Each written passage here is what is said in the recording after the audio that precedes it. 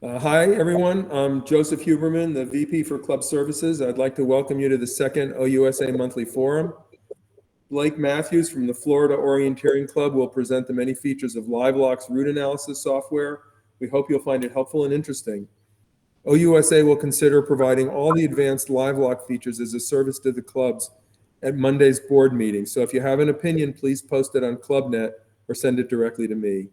We'll have questions and discussions after the presentation, so please raise your hand if you want to speak and keep your microphone off until you're called on. The presentation has a lot of detail, so you should change the following settings in Meet so it will be as large as possible. Click the three dots at the bottom, select Layout and change it to Spotlight. Select the three dots again, and then select Full Screen. Also hide the messages unless you need them.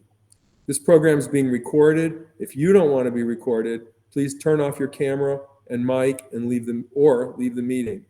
Blaik, I now turn this over to you for your presentation. Thank you. Fantastic. Thank you very much, Joe. So my name is Blaik Mathews. I'm president of Florida Orienteering. We work very closely with Gord Hunter at Suncoast Orienteering to handle the events in Florida. And we've been using Livelox as our primary GPS recording tool for about 7 years, I guess, somewhere in that ballpark. And we've learned a lot about it. They've done a lot of new nifty features in the last couple of months or a couple of years. So I'm going to share some of those with you. The content of this presentation is primarily going to be geared toward how the end user can use it. But right at the beginning, I'm going to take a slight detour for event organizers, just because I want you to see how incredibly easy it is to set up an event in Livelox so that you can get all the features that I'll talk about for the bulk of the presentation. So I'm going to share my screen here.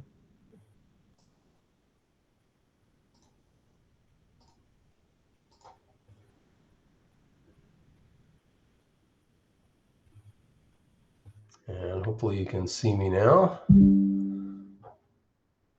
Is that coming through? Can you see my Livelox screen? Good for me, yes. Fantastic. Okay, so this is the basic Livelox screen once I have logged in under the club login. And in order to set up an event, these are some of the previous events, of course, on the left here, and I'll look at some of those in a minute.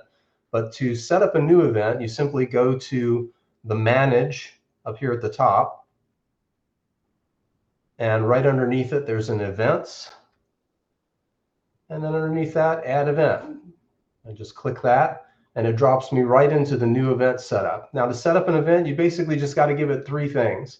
You got to tell it the basic event details, give it a name, a date and a time, anything else that's, whether it's a competition or training event, that kind of thing, just basic details.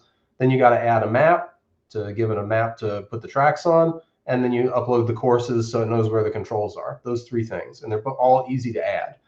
All right, so this is the basic general information. I'm just going to give the event a name. I'm going to call it Forum Test. I'm going to set it up for this Saturday from 8 to 5, or 8 to 3, let's say. And it already knows it's me because I'm logged in as the Florida Orienteering account. The event level is going to be a competition, and I'll publish it when the event starts. And there's other things you can change, but that's basically all you need to get it started. And you click Save on that, and it will bring you into the event screen. Now, if I zoom out here, you'll be able to see there's a lot of stuff in here that you can change, but the core things that you need are just the ones in red, right? The maps, the courses, and the classes. And the classes will take care of themselves when I put the courses in. So really, I've just got to deal with the map and the courses now, because I've already got the basic event information put in over here. So I'll start with the map. There's different ways you can add the map, but the most common use case, most likely, will be that you've got your map as a georeferenced SOCAD file. And that's what I'm going to use here. I would simply come into the map, click Upload, and I would jump into my forum file here.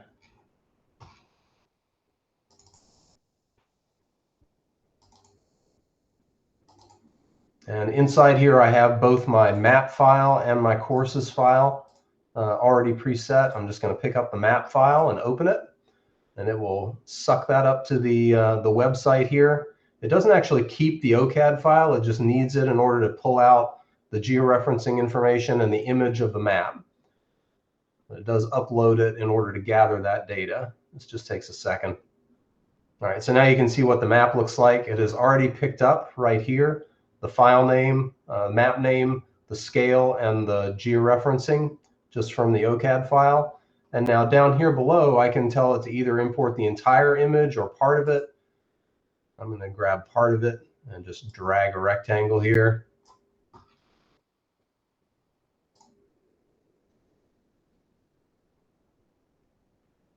It'll load that in.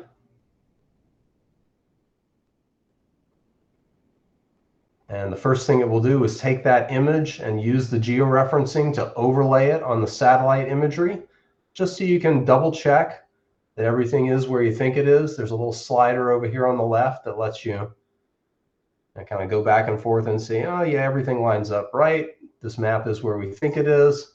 And you click OK on that, just to verify that it's in the right place. And that's it. Now the map's uploaded. I click Save on that. That takes care of my one red box right here. And then the next one will be the courses. Click Edit on that. There are all kinds of different ways you can get the courses in. As I said, I'm going to use an OCAD course file, but you can upload from Purple Pen and Condis and XML format exports. However you've got it, you can upload it. I'm just going to use the OCAD courses file here. It'll load that in and give me a list. Here's the list of my courses and all their controls. Typically, you would then look at the preview just to make sure everything's where you think it is, right? And then once you're satisfied with that, click Save. And then it will ask, do you want me to automatically create classes based on these courses? And generally speaking, you're going to want to do that. There'll be one class per course. So you'll click Yes on that. And then down here where we had the red classes box before, that'll be filled in. It automatically fills it in, one class per course that you uploaded. Now there's all kinds of different other things you can tweak, right? You can see there's lots of other boxes here. There are other niceties you can add, but that's the core functionality right there. Just three things: the basic event, the map, the courses, generate the classes from the courses. You're done, just like that. It takes about 2 or 3 minutes, assuming you've got your map and courses already taken care of. So any questions about that before I move on?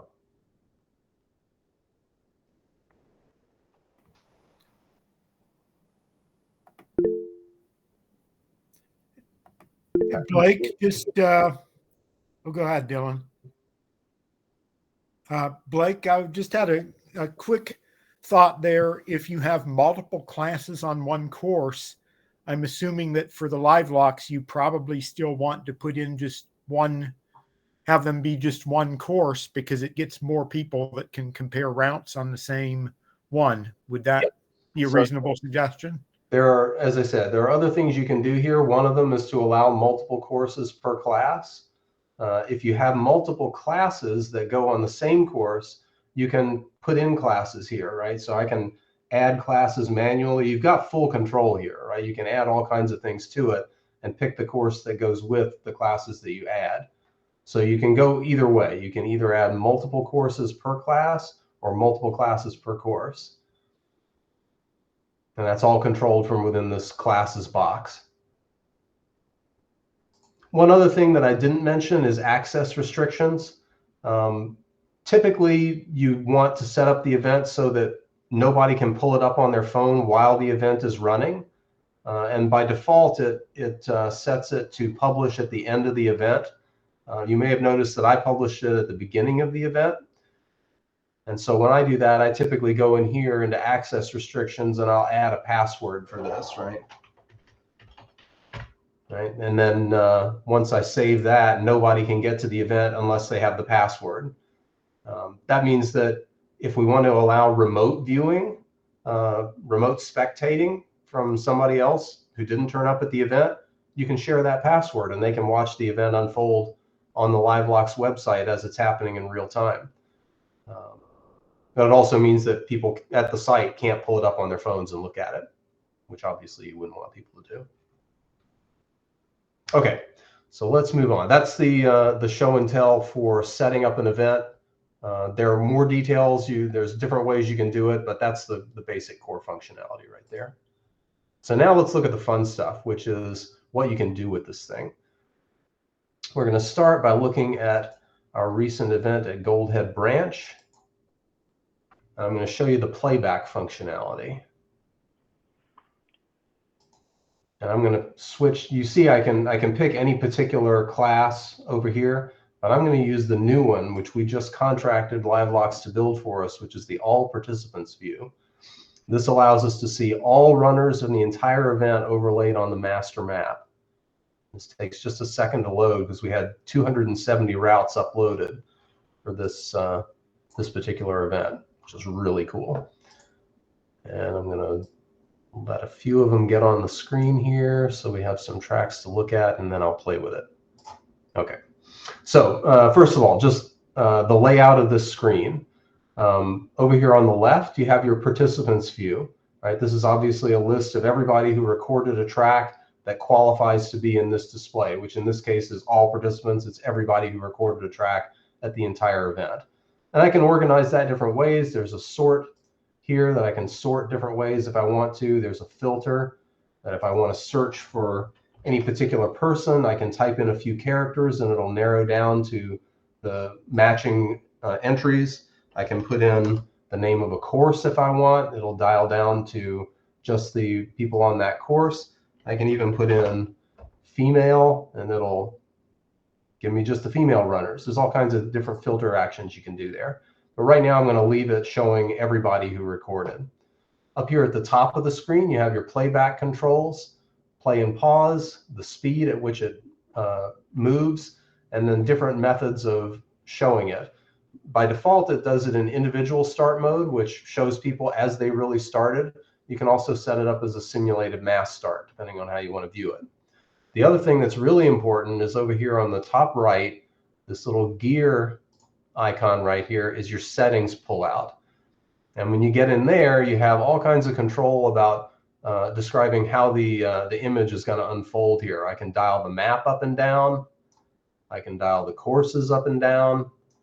I can change the route size and track size of the individual runners. I can change how opaque they are. I can change their tail lengths. And I can change their color styles, which I'll get to in a second. Right, so I have all that playback control. Up here in the top in the playback here, I can either play it back at whatever speed, or I can click in the progression here and just move it to whatever time of day in the event that I want, and then zoom out and look at what was going on in the event at that time. Right, so this is a display not unlike what we'll show when the event is actually live, when it's running. And this is really cool. People really enjoy it. If we put this up on a big screen, like a big TV or a projector, people crowd around it and they enjoy it. They look at it. It's a real crowd pleaser. Now, typically, you wouldn't want to do that until the last starters have gone, because people can see where the controls are and they can look at where their friends are and so forth. But you can fix some of that, right? Because I can dial the courses out by grabbing that slider. I can also come down here and uncheck the names and take all the labels off. So now you have a display that you could probably show throughout the event if you wanted to, because there's really not much anybody can tell from this. They're all randomly colored. Nobody can see who's who. So there's not a whole lot of advantage somebody can get by seeing this. We're still feeling our way toward a final policy on that, but I think we're probably leaning towards something like this. So that's the telemetry view. And obviously I'm doing this in playback mode after the fact now, but this works live at the event as well. You can show this live as the event is unfolding. All right, so now let's move forward and look at individual analysis, which is the real core of the Livelox functionality. If you are a runner or a trainer, you want to be able to use the data that people have recorded in order to learn from your mistakes or teach the people you're trying to teach how to be better orienteers. And we're going to dive into that here. For that, I'm actually going to switch to a different event that's got a little bit more going on. There's a lot of whitewoods at Goldhead Branch. So I'm going to switch. This is our Camp Joy event from earlier in the season. This was actually our training camp event that we held in October. And you can see this map is quite a bit more vegetated. Right? There's a swamp and a river over here, so there's a lot more vegetation. I'm going to pull out my settings and I'm going to dial the map down a little bit just to let us see routes more clearly as I show them to you. Now, when I get into this route analysis, there are 4 controls up here at the top left that you're going to use. This one is just tabular information. This is mundane, not going to spend any time on it. You can play with different settings in there and show different things, but that's not what people are typically using. Really, it's these 3, the replay, the legs, and the dual feature, which is the new one. What I'm going to do here is actually use the legs first, and I'm going to zoom in on a particular leg. You see that when I pick the legs display, it gives me my list of controls here at the top center. I'm going to focus on this leg right here, number 5 to number 6, because there's some kind of cool variety going on here. Again, let me dial this map down just a little bit so you can see it. Dial the route size up. And so what you can see here, what the legs display gives you is kind of a summary picture of how everyone on this course handled this leg. Right over here on the left, your participants window looks a little different because it has times and stuff on it now, but it's basically the same, right? I can choose who I want to appear here. I can take people on and off. Same as on the regular replay. And each one has a track, right? As I mouse over each person in the participant list, you can see that their track highlights in the map display on the opposite side. So it'll associate track with person for you. But the really cool thing about the legs display is that in one swift stroke, it shows you the big picture of how everyone who did this leg handled it and how it worked out for them. Right? So each of these is a track that somebody really did, and there's all kinds of different ways people approached it. If I dial the route opacity down a little bit so you can see the map underneath, you can see that there was some person that took this trail over and that trail up. There's a couple of people who took this trail over and up, and then people jumped off as an attack point from this junction, from this trail bend, from this trail bend, and from this trail junction. So there's all kinds of different approaches going on here, and the routes are color coded with how that worked out in terms of total time. You can see up here they're color coded by the total time from a little less than 3 minutes. That's Cardona over here at 3:57 on this leg, up to more than 6 minutes, which are these people at the bottom down here that took more than 6 minutes to do it. So at a glance, you can see all the different approaches and which ones worked out the best. This is an incredible teaching tool. If you've got a classroom full of people, you can, in one quick display, show them the big picture of how things worked and dissect the different route choices that people made and how that worked out. So that's what the legs display is for. It's really cool. Now let's suppose we want to dig down a little deeper. We already know that, for example, this route and this route right here, they're colored red. They didn't work out all that great, whereas the green route here worked out really fast, right? This runner had the best time. But let's dig a little deeper. Let's look at how they worked, how things worked at different points on the leg. And to do that, I'm going to go into replay mode.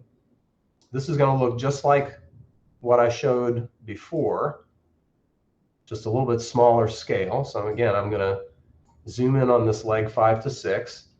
When I go into replay mode, it adds a new item here under the kind of playback. The individual and mass start are still there, but I also have the option to restart at any given control. And again, I'm going to pick that leg 5 to 6 just because there's some cool stuff going on there. What this does is create a mass start simulation just for that leg so that you can see how the leg unfolded for all the people who were on it. I'm going to dial the tail length up here so you can see their entire tail. And you can see how the route, how the leg unfolded as if it were a mass start at that one control. Just as before, I can, if I don't want to wait for all that, I can grab this and rewind or run forward to any point in the track. I'm going to play forward to the end so I can see all the tracks. All right, so now we got all the tracks on there. They're individually color-coded. But what's even cooler is that over here under tail style, I mentioned there were a couple of different choices here. I can pick color-coded, and that will color the route based on instantaneous speed at each point. Green meaning fast, that's where they're running. Yellow, a little bit of a slower run or a fast walk. And then orange or red being slow walk. Right, so from here you can tell not only where they went, but how fast they're moving at each point. And this gives you much more detail about how the leg unfolded for a given person. Now, when you're looking at this level of detail, showing everyone on the entire course may not be the best choice because they're all layered on top of each other and you can't necessarily see all the detail. At this point, you're really down to the scenario of a given person wanting to look at their track and maybe compare it to a couple of their peers. So that's what we're going to do. I'm going to imagine that I'm Grayson Caffrey. There's my track. And I'm going to compare myself to the guy who beat me on this leg, Jackson Cardona. I can pick other people too if I want. I can look at a couple of different tracks. And I can zoom in and see how things went at each point on the leg. Right? So initially we've got the trail run right down this initial trail from the fence line to the first junction. Everybody's moving relatively quickly along that route. And then that's where things diverge, right? Then we start taking different approaches, either taking a compass bearing and going straight across, or kind of winding around toward the trail and taking it up, or going to this attack point and coming at it from that direction. And you can see how that worked out in terms of speed at each point on the leg. So you can study things in a little bit more detail this way, get some insights.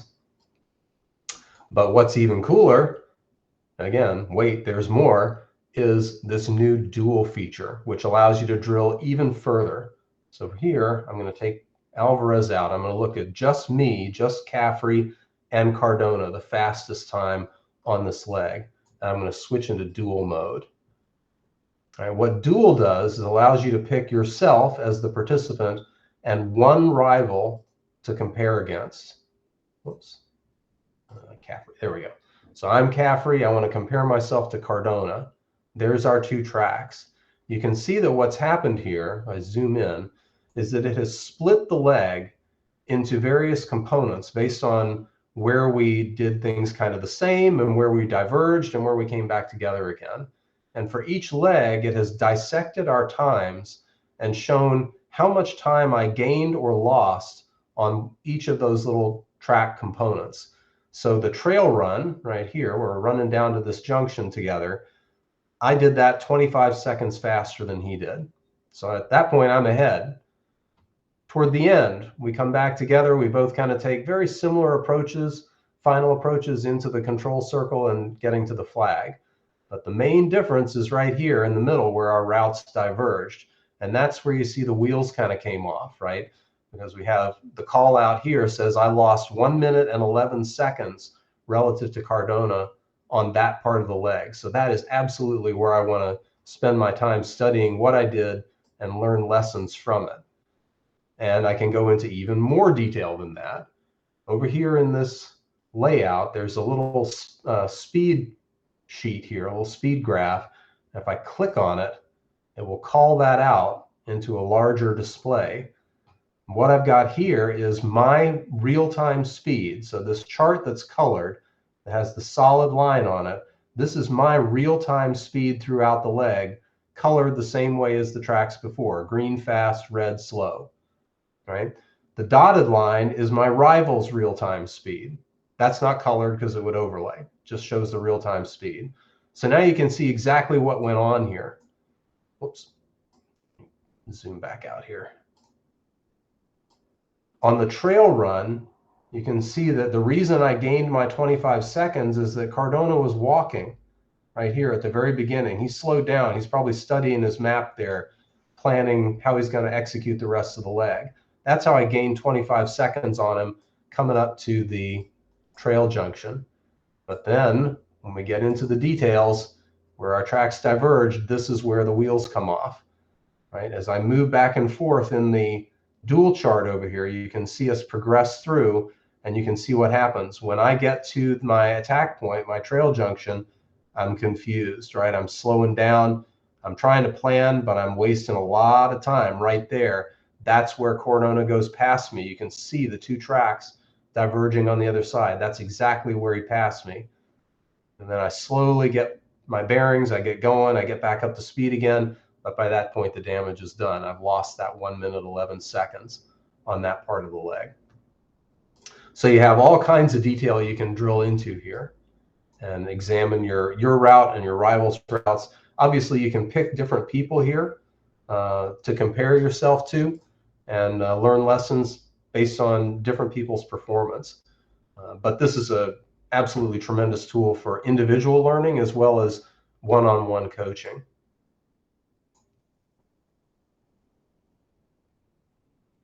All right, I think that's everything I wanted to show here. Are there any questions about any of these three things, the legs display, the replay, or the dual?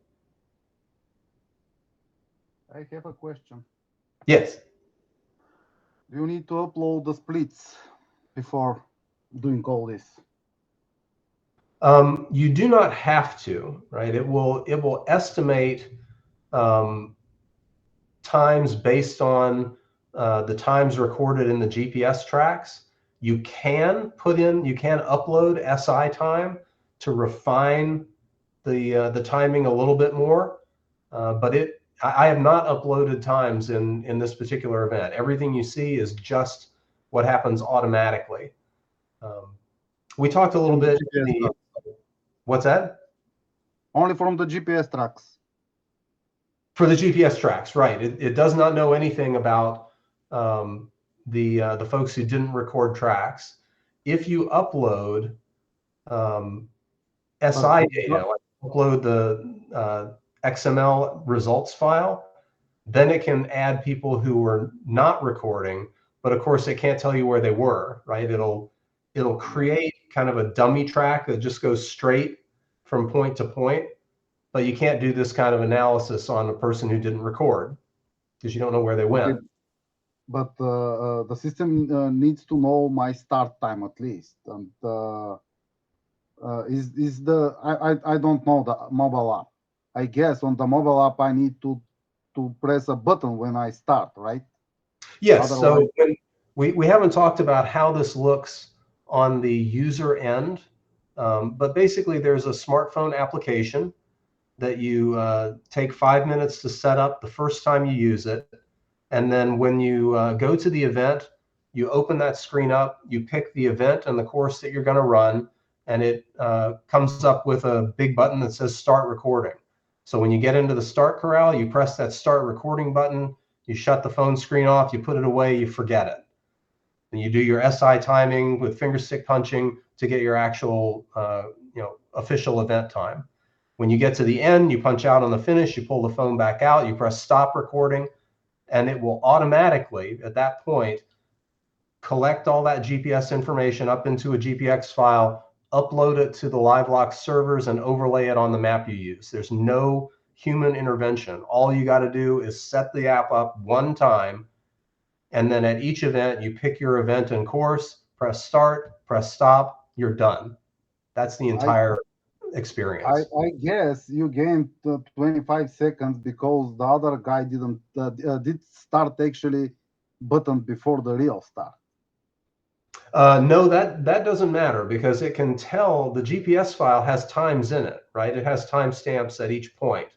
So it knows when I can press the button start recording and then try to clear and check and open the map and punch the start button.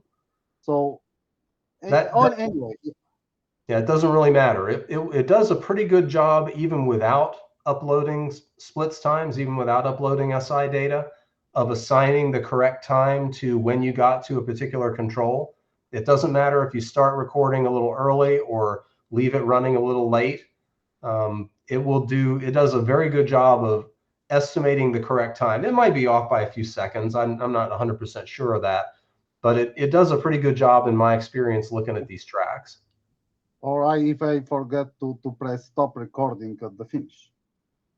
I don't know how long it will record if you press stop, if you forget to press stop. I have seen tracks that come back to the finish and then later zip out of the map where somebody's in the car driving and they forgot to stop recording. You can, I think, go in after the fact and trim your track if you want to, but I don't know if it does that automatically. So what we'll do at each event is have signage up, right, to help people remember. So we'll use this 6-character course code. I didn't go into that in the setup, but there's a feature whereby you can assign a code to each class and just post a sign like this at the start. People can punch in their code and it automatically takes them to the right event, assigns them to the right course.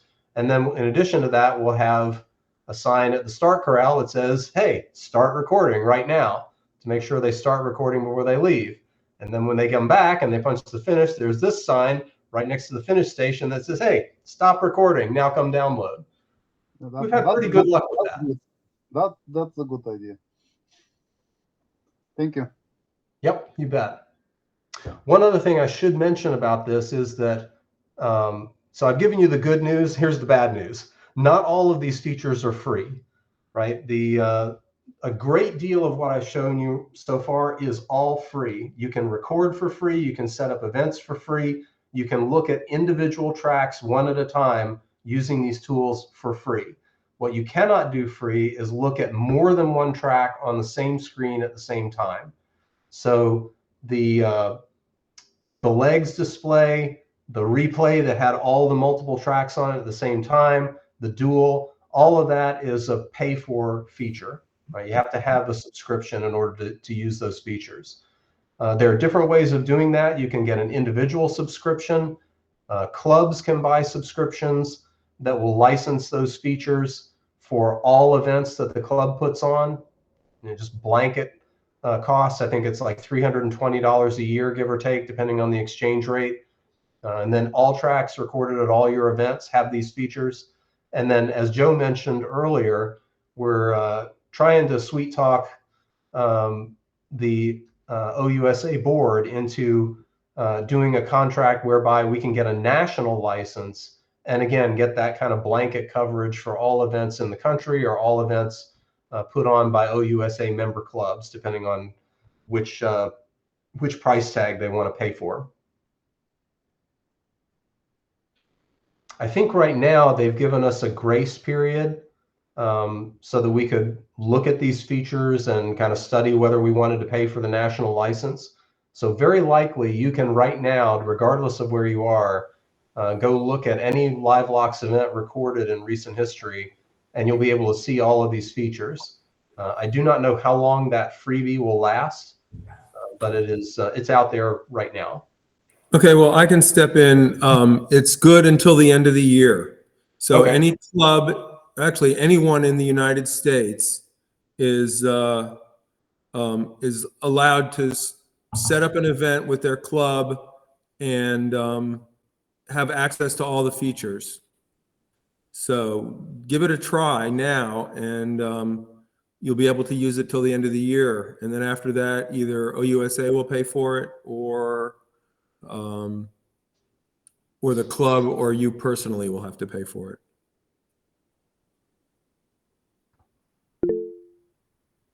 Okay, that's all I had planned to show. I'm at the end of my 30 minutes, so I will close right there and hand back to Joe. I'll just close by saying if anybody wants to stick around after the rest of the meeting is over, if you have other questions, I'll be happy to stick around at the end and answer them. Thank you.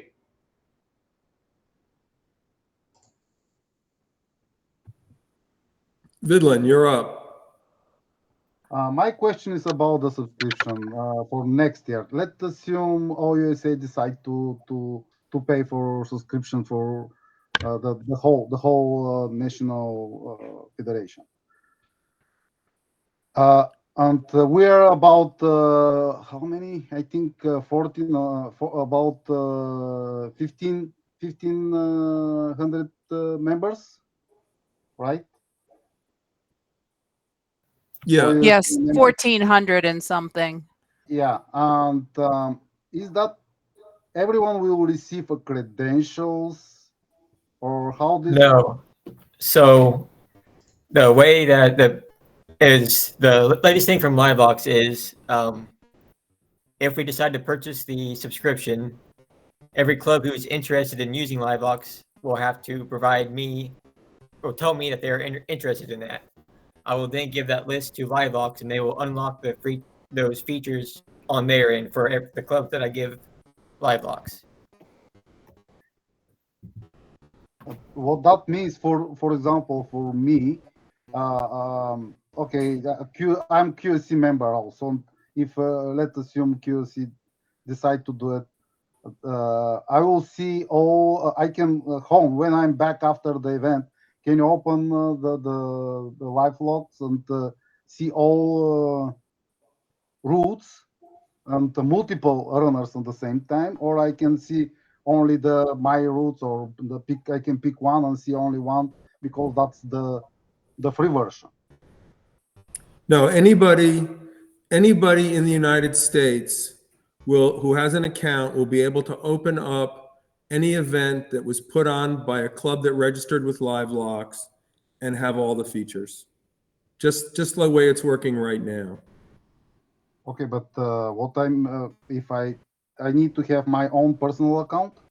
Yes, you need to register your account with Livelox, but there's no charge for that. Okay, and if I open, if I'm in the United States and open an event that was in the United States, I should be able to see. I will be able to use all features. Yes, that's correct. Okay. Nancy, I believe you were next. That's clear for me. Yeah, so I'm Nancy Devine from COC in Washington State. My question is around the GPS accuracy that you find in deeply forested areas. As you know, in the Pacific Northwest, we have dark green maps. And I know personally, like my GPS watch doesn't really all that accurately track. And I haven't tested it on my phone, but just what are other people's experiences with that? Okay, so I'll take a first stab at that. GPS chips in phones have gotten progressively better over the years. Initially, when we started doing this 6 years ago, there were some problems. I had a lot of flyaways where people would lose GPS fix. The lock would fluctuate, they'd zip off somewhere and then later come back. That seems to be happening a little less now. I still see that when people first turn their recording on, like you'll see a lot of flyaways in the tracks right at the start when people first begin recording. But generally speaking, after that, it's pretty good. Obviously, Florida is not hilly. We have plenty of dense vegetation and overhead canopy in places, but hills are potentially a problem. You get down into a deep valley, you won't be able to see that much of the sky. And the lock may fluctuate. But generally speaking, I've had pretty good luck with it. Mike, it's also you're the next. case that it may depend a little bit on how you carry it. If you take the phone and you stuff it in the middle of your hydration pack, right in the center of your back, where it's surrounded on all sides by your body and a big bladder of water, that probably won't work so great. I always tell people carry their phone in a runner's armband where it's high up and as far away from the core of your body as you can. That's a nice secure way of carrying it that tends to work well with the GPS. Blaik, Mike Milliam from Orienteering Cincinnati. Quick question. You did not show an example of what a route that's been manually uploaded looks like in the replay. Someone that did not use a GPS, what's that look like? I myself have never attempted that. Gord, is that something that you've tried? Can you answer that question? All the time, and they look exactly the same. You're loading a GPX file that in my case has come from a Garmin watch. And once it's put into Livelox, it has all the features of the Livelox or the phone generated tracks. Gord, you're misunderstanding the question. The route that's been manually drawn in that Manually? didn't use the GPS or it didn't work or whatever. No, manually you won't get the timestamp features that come at each control and anything else. You just have your route.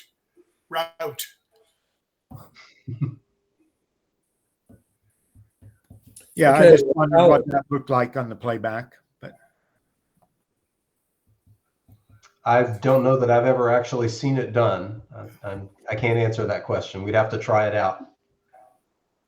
Alec, you're next. Yeah, I'm from Central Virginia Orienteering Club. And I just want to mention some interesting we found. We're a really small club and we don't use e-punching, but I noticed in Livelox, just using someone's GPS track, it can detect if they did a controls out of order or didn't finish a course, and it'll cross out their name in the participant list. And so we actually, our last meet, we noticed, somebody discovered they didn't realize that during the course they had mispunched. And then using Livelox, it showed that. I have not experimented with that feature. It does detect punching and kind of estimates the time based on proximity and speed. Typically, if you look at the playback that has that color coding with speed, you'll see the track go to the center of the control circle and turn red briefly right there where they stop and punch in. And so I'm guessing it's using those cues to estimate times of punching. I actually did not know whether it could classify somebody as a mispunch or a DQ based on the fact that they didn't approach a particular control or blew past it. That may be an extra feature I'm not familiar with. Ian.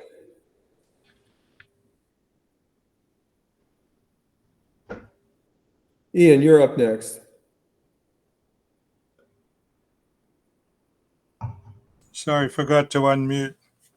There are two types of GPS available on phones.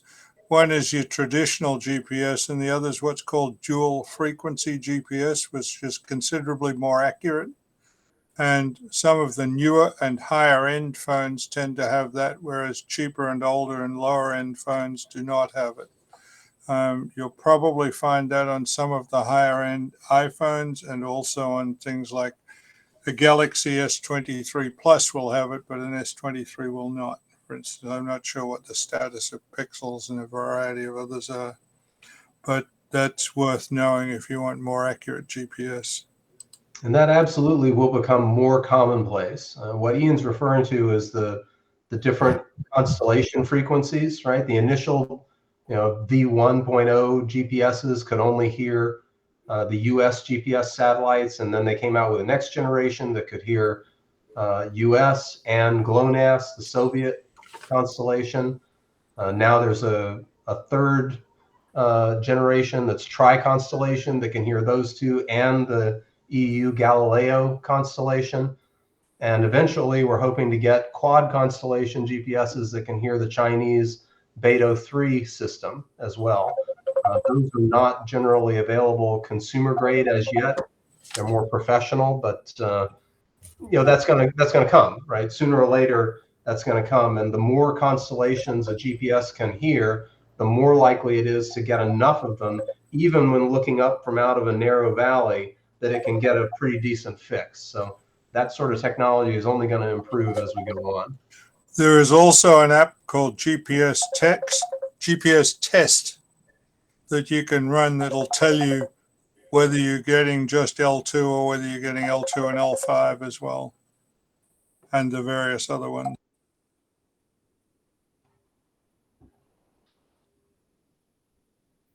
Okay. There's no more hands up. Does anyone else have any other questions? Someone wrote on the ClubNet they were interested in how you can set up the screen for live viewing. So Blake, do you want to jump in on that one? Absolutely. I can show more if you wish. Did we have other things that needed to take place in this meeting? Nope. Just okay. Livelox. Any other questions on Livelox that anyone has, or about how OUSA would possibly fund it? Any of those questions are available. I would be delighted to continue to run my mouth about Livelox to anyone who will listen. So let me get back in here and I'll show you a couple of those details. If I go back to my events, actually, let me show you what it looks like in the output first. Back to Goldhead Branch. I'm going to zip in here to the All Participants view and show you one of the nifty new features they just added for us a few weeks ago, which is class color coding. So if I get in here and show it during the middle of the event.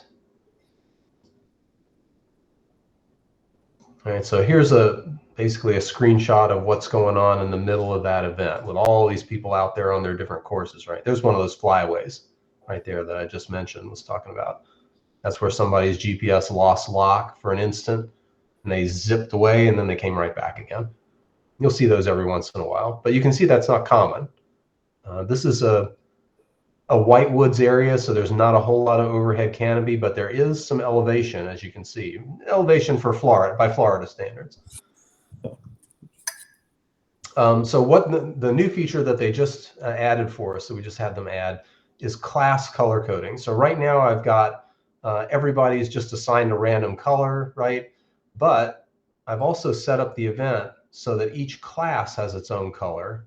And if I pull in that color by class, now you can see not only where each person is and where they've been going, but what course they're on, right? Because our classes are set up by color. I've got my greens, my oranges, my yellows, and I've got one blue right here.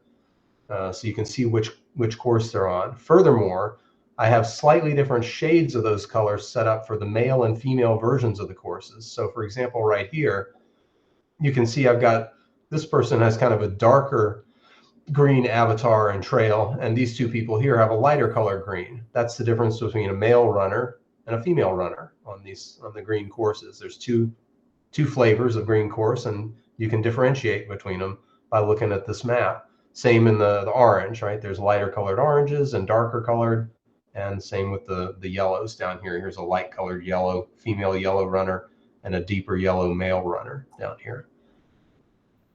So in order to do that, that's just a minor tweak inside the event setup. I go into Manage Events and take you down into Goldhead Branch. You can see how this is done. In the classes call out here, the classes window, there's a new checkbox that they just added for us. It says use custom class colors in all participants mode. And when you do that, a color box will show up over here next to each class. And it actually is pretty smart about auto-populating. If you have the name of a color in your course name, it'll typically pick that color for you and auto-generate it. But I can go in here and say, okay, I want this to be this color on the display. You can set it up any way you want just by clicking on the box here and choosing the color you want that particular class to be on the main screen, and then you save it, and then your display adjusts, and that'll apply to that can be applied both to the after the fact replays as I'm doing here, but it also works on the live display that's going on during the event.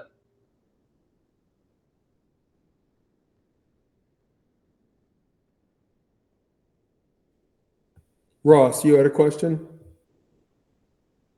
Yes, I got a question from the Buffalo Orienteering Club here.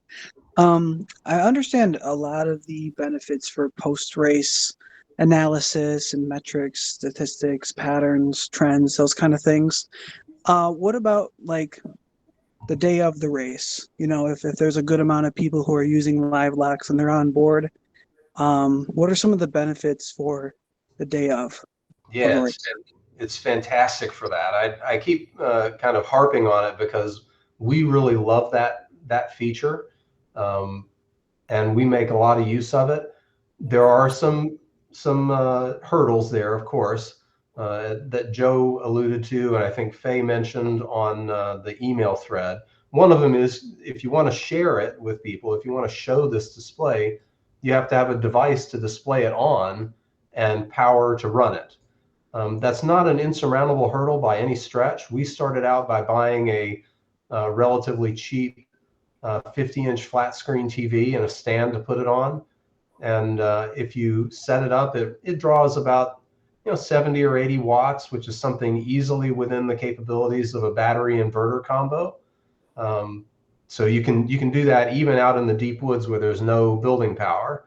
But of course, if you have a pavilion, then you can use their building power and you're all good.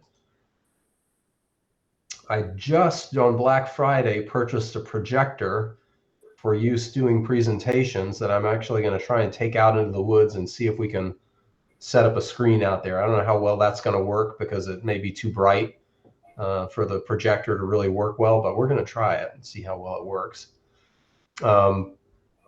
During the day of the event, so as I mentioned before, what I would typically do is after the last starters have gone, I can put up this display, right? I can show where everybody is. I can show the names. I can set it up so that it shows what course they're on, right? As long as the only people who are looking at it are people who are back and who have already run their course, you can show whatever you want. Nobody can get any advantage from it.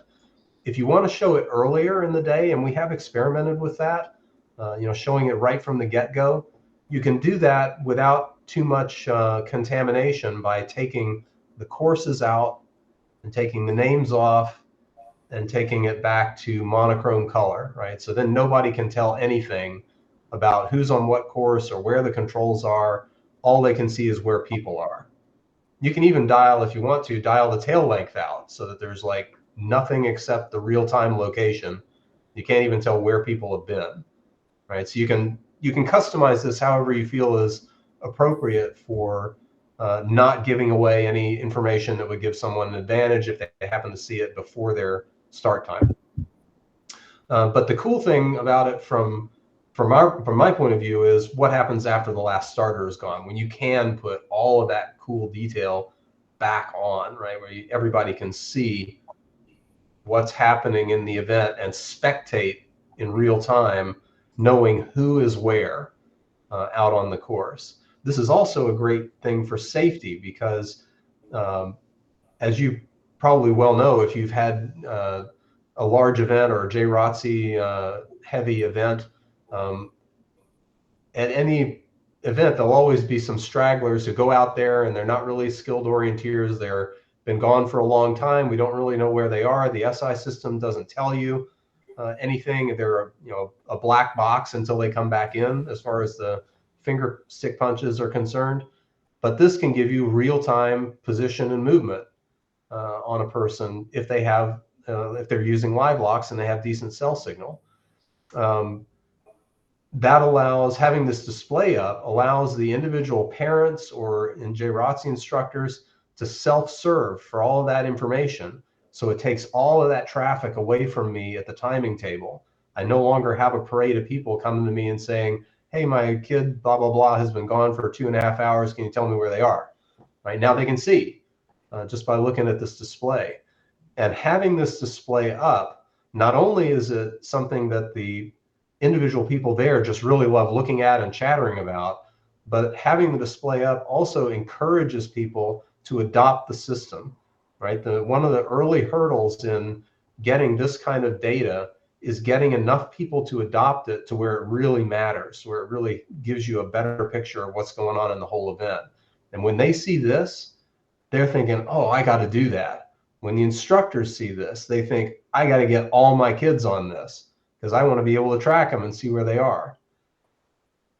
Another factor that we don't often talk about, but is a real thing, is that there are some parks where the officials are very risk averse. And they may see us sending 250 kids out into the woods alone and think, hey, this is a liability risk. But if they come by and they see us looking at this display, they're thinking, oh, these guys really know what they're doing. I don't have to worry. We can have them come back, right? It's a remedy for that particular concern that a lot of park officials have. As far as managing, sorry, someone wanted to ask a question?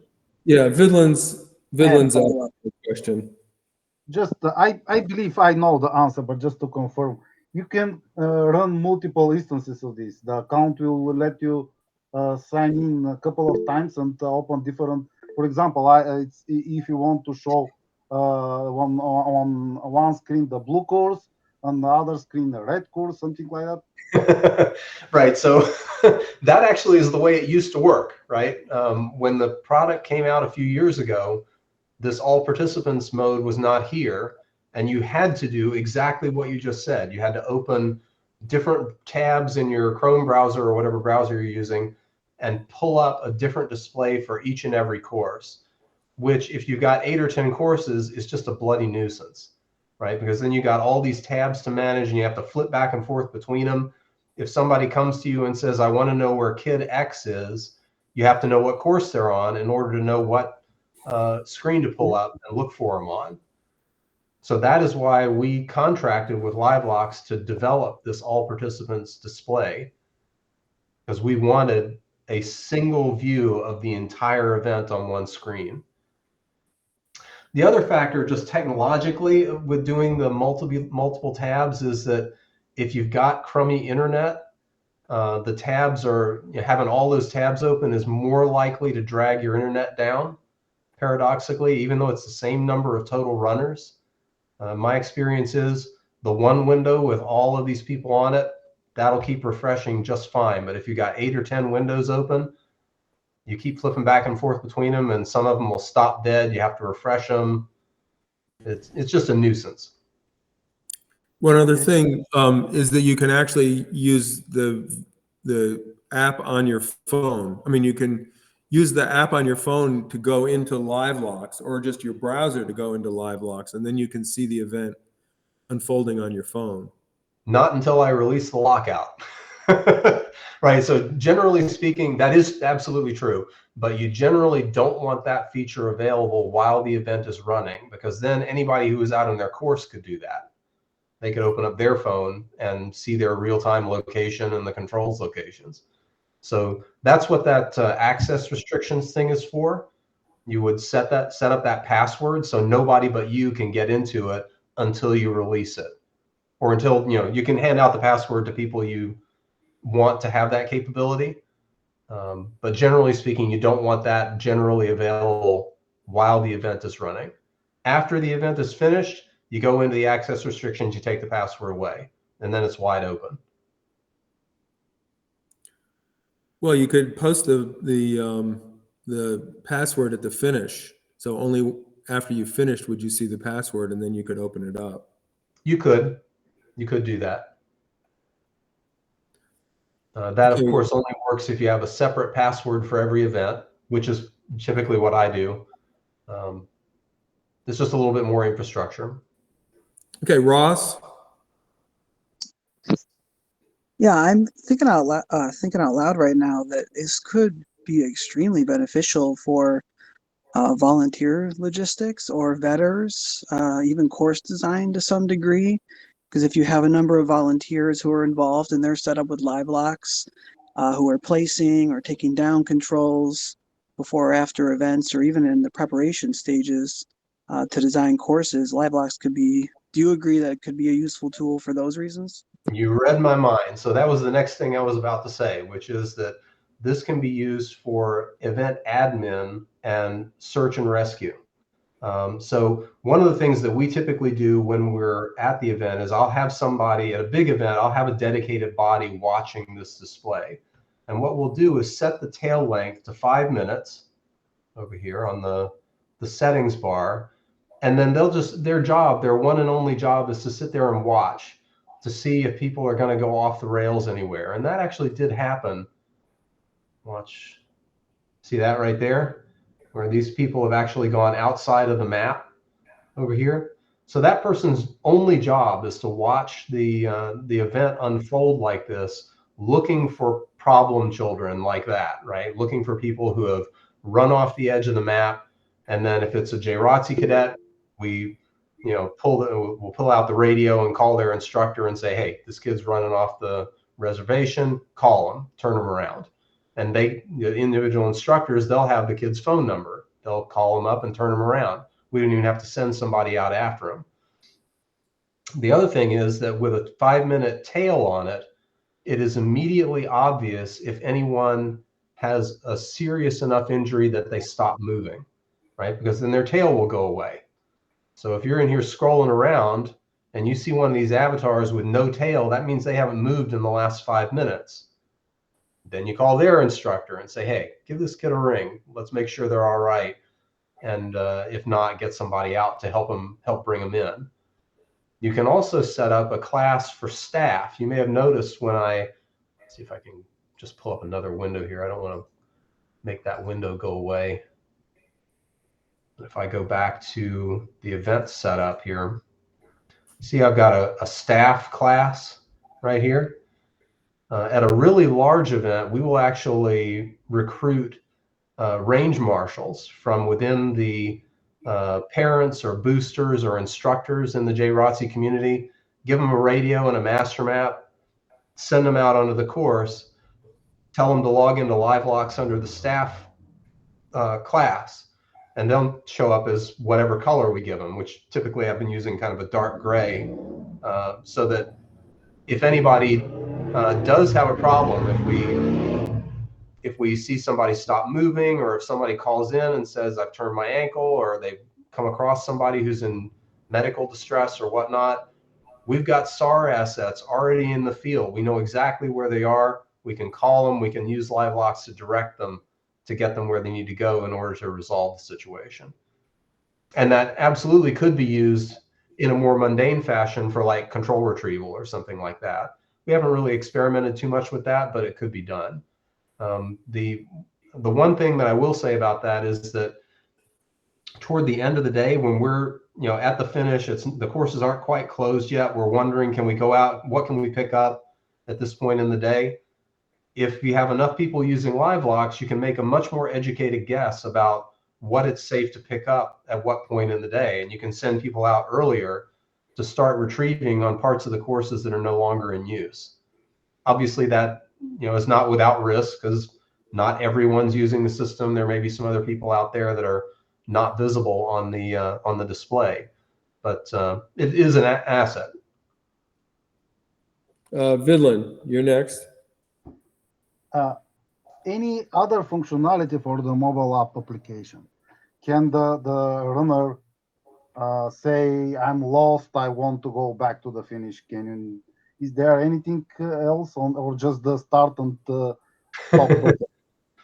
It does not have that functionality built into it as yet, but there's another app that we use called What 3 Words that will do exactly that. We typically recommend that every runner has both Livelox and What 3 Words on their phone. And I can get into that if you want. Probably take me like 5 minutes to show you the capabilities of What 3 Words and what it's good for. Not necessary. If you're not using it, you absolutely should. I'll just say that. Well, I'm not carrying a phone with me anyway, so. And I don't plan to carry a phone with me in the future. And any communication capabilities of the mobile app? Any communication capabilities? Yeah, Is that what you said? can call someone if you see someone that is lost. Go outside the map, or can you just ping him, or you always can call him if you know the phone number, of course. But if you don't know the phone number, is there anything that we can do to communicate with that person? The Livelox application does not integrate with like live calling, so I can't like click on a person and ping them a text message or call them or anything like that. It doesn't work that way. Usually we have to go through the, if it's a JROTC cadet, we'll go through their instructor for that kind of thing. Somebody out in the field, if they need to call in, the phone still works, right? They can just minimize the app and call. And then they'll tell us who they are. I can look them up with the filter option over here, you know, type the first couple of letters of their name. It'll take me right to them. And then I can see where they are and where we might need to send, you know, somebody out.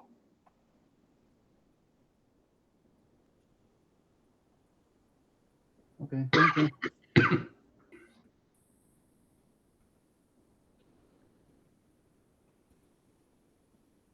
Somebody asked earlier about GPS lock and the problems associated with not having good GPS signal if you're in a heavily forested area. The flip side of that, of course, is cell signal. The live display, of course, requires cell signal. They can record without cell. Recording just needs GPS. But for the telemetry to get from their phone to us, they have to have cell signal at least some of the time. Doesn't have to be consistent. It will kind of save it up and then, you know, batch the telemetry to us whenever it gets enough signal to do so. But to see this kind of display where everybody's moving in real time, they need to have cell signal. People who don't will kind of end up looking somewhat like this guy right here. You see how straight this track is?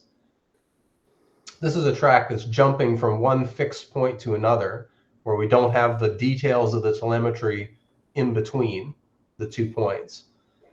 And you will see that some of the time, depending on, you know, how thick the canopy is or what network they're on and so forth. That is a technology problem that we can't solve, right? We're leveraging the infrastructure that's there. We can't change that. But as you can see, my general impression of that, at least in Florida, is really good.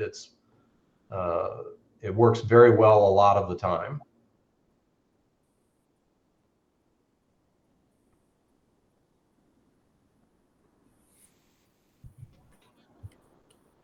Okay, are there any other questions?